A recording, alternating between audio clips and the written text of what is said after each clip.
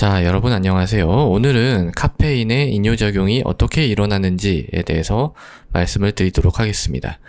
자, 이제 요거를 말씀을 드리려면 일단 콩팥에서 소변이 어떻게 만들어지는지에 대해서 한번 짚고 넘어갈게요.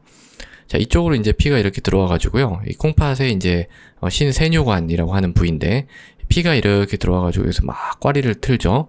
그 다음에 이제 다시 이렇게 나가는데 여기를 이제 우리가 수입 세동맥이라고 하고요. 요 나가는 이제 동맥을 수출 세동맥이라고 해요. 여기서 이제 막 꽈리를 틀고 있기 때문에 여기가 압력이 높아져가지고 이제 피에서 노폐물이라든지 이런 게 이제 걸러져서 내려갑니다. 여기서 이제 쭉 요 길을 따라서 이렇게 내려가는 거예요. 내려갔다 올라갔다 다시 이제 나가죠. 그럼 여기서 이제 소변이 만들어지는 거예요. 요런 형태로 되어 있습니다. 그런데요. 여기서 이제 어떤 조절작용이 있냐면, 이 소변 양, 그러니까 그 콩팥에서 이, 여과를 시키는 양을 좀 일정하게 유지시키려고 하는 그런 기전이 있습니다. 걔네들이 그러니까 굉장히 좀 이게 우리 몸이 정교하게 구성이 돼 있는 거예요. 이게 이제 어떻게 인식을 하냐면, 여기에 이제 그 인식하는 부위가 있어요, 여기에. 그러니까 만약에 너무 많이 여과가 돼요. 너무 많이 여과가 되면 얘가 이제 쭉 와가지고 이쪽까지 그 물하고 또 소금기가 많이 전달이 되겠죠.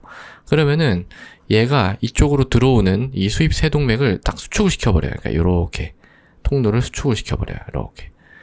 그러면은 많이 못 들어오겠죠. 그러다가 또 너무 많이 못 들어오게 되면은 얘가 이제 천천히 흘러가면서 여기서 이제 다 재흡수를 하겠죠. 소금기를. 그럼 재흡수를 하고 여기 남은 이제 소금기가 별로 없으니까 얘가 이제 그러면 너무 지금 이 여과량이 적은가 보다 하고서 다시 이제 확장을 시키게 되는 겁니다. 이 수입세동을 이렇게 확장을 시키면 더 많이 들어올 거 아니에요? 그런 기전이 있어요. 그걸 이제 우리가 뭐라고 하냐면 그게 첫 번째 튜뷸로 글로메룰랄 피드백이라고 얘기를 합니다. 피드백. 좀 말이 어렵죠? 근데 뭐 그렇게 어려운 건 아닙니다. 이게 이제 세뇨관이고요. 세뇨관, 튜뷸이라는 게 세뇨관이에요. 요게 이렇게 관 따라 내려가는 이 관이요. 그리고 글로메룰루스는 이제 사구체죠. 그러니까 세뇨관이 사구체한테 정보를 보내서 이 들어오는 혈류량을 조절해 준다라는 뜻이에요. 근데 커피를 마시게 되면 어떤 일이 발생하냐면은 얘가 이제 이렇게 조절하는 기전 중에 이 확장해 주는 기전 있잖아요. 그걸 이제 계속 하게 합니다. 그러니까 계속 이제 확장돼 있는 거예요.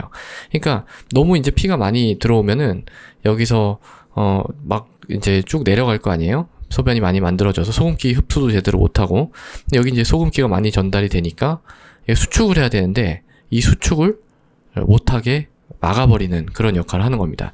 그래서 결국은 이 튜뷸로 글로메룰랄 피드백을 잘 일어나지 못하도록 하는 그런 기전에 의해서 커피의 이뇨작용이 발생을 합니다. 그래서 그거에 이제 관여하는 게 아데노신이에요. 아데노신. 그러니까 아데노신이 이제 어떻게 분비가 되냐면 이 양이 적으면 얘가 양이 적으면은 뭐 별로 상관이 없지만 양이 너무 많아가지고 쭉 이렇게 소변이 많이 만들어지게 되면 여기서 이제 아데노신을 이제 작용을 해가지고 이쪽을 혈관을 수축을 시킨단 말이죠. 근데 이 커피는 카페인이죠. 카페인은 이 아데노신을 억제를 해요. 그러니까 어떻게 되겠어요? 수축을 잘 못하겠죠. 그럼 이제 확장이 되는 겁니다. 그러니까 이미 지금 많이 내려가고 있는데 그걸 이제 자동 조절이 안 되는 거예요. 그러면서 계속 확장이 되니까 계속 많이 내보내겠죠. 그러면서 이제 그 카페인의 이뇨작용이 발생을 하고요. 여기 이제 첫 번째 기전이고요. 그 다음에 이제 두 번째는 근위세뇨관에서 이 소금기 중에 제일 대표적인 게 이제 나트륨이죠. 소듐이라고 하는데 어쨌든 이 소듐의 흡수를 방해합니다. 근위세뇨관은 이 부분이에요. 이 부분. 이 부분에서 대부분의 이제 전해질이 흡수가 됩니다. 이렇게. 근데 전해질이 이렇게 흡수가 될 때 물을 같이 달고 들어가요. 전해질 혼자서 이제 흡수가 된다기보다는 물을 같이 이렇게 끌고 우리 몸 안으로 다시 들어옵니다. 그런데 이걸 이제 방해를 하니까 물이랑 전해질이랑 같이 이렇게 콸콸콸 쏟아져 내려가겠죠. 그럼 원래 같으면은 콸콸 쏟아져 내려가다가 얘가 정보를 보내서 너무 많이 들어오나 보다 좀 줄여 이러면 얘가 딱 수축을 해야 되는데 그것도 지금 막았죠. 1번 기전에서. 그러니까 더 많이 소변을 보게 되는 겁니다. 그래서 요런 기전이 이제 주로 나오고 있는 기전이에요. 그런데 이제 사실 이 내용이요, 다른 데서도 많이 다룬 내용이에요. 그러니까 뭐 언더독이랄지, 뭐 이제 외국 채널에서도 이런 거를 이제 다루는데, 거기서 주로 제시하고 있는, 영상 보시면 아시겠지만은, 거기서는 주로 이 ADH의 분비 억제를 다루고 있어요.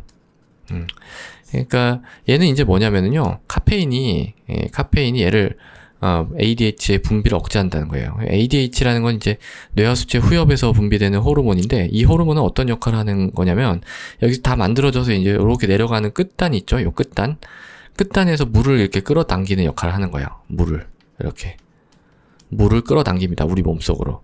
근데 얘를 분비를 못하게 하니까 물을 잘 못 끌어당기겠죠? 그러면서 이제 소변이 많이 나간다. 이렇게 이제 주로 설명을 하고 있는데요. 이것도 물론 뭐 맞는 얘기입니다. 이것도 물론 맞지만 최근의 문헌들을 보면 이거는 교과서에는 이것만 나와 있는 교과서도 있지만 최근 문헌들을 보면 요 두 가지가 더 주요한 게 아닌가 뭐 이렇게 이제 좀 얘기를 하는 경향인 것 같아요.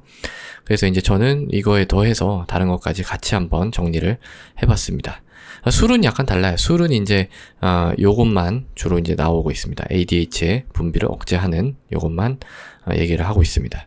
자, 그래서 오늘은 이 카페인의 이뇨작용이 어떻게 일어나는지 주로 이제 이 튜뷸로 글로메룰랄 피드백이라는 거에 대해서 중점을 둬서 이제 말씀을 드렸습니다. 감사합니다.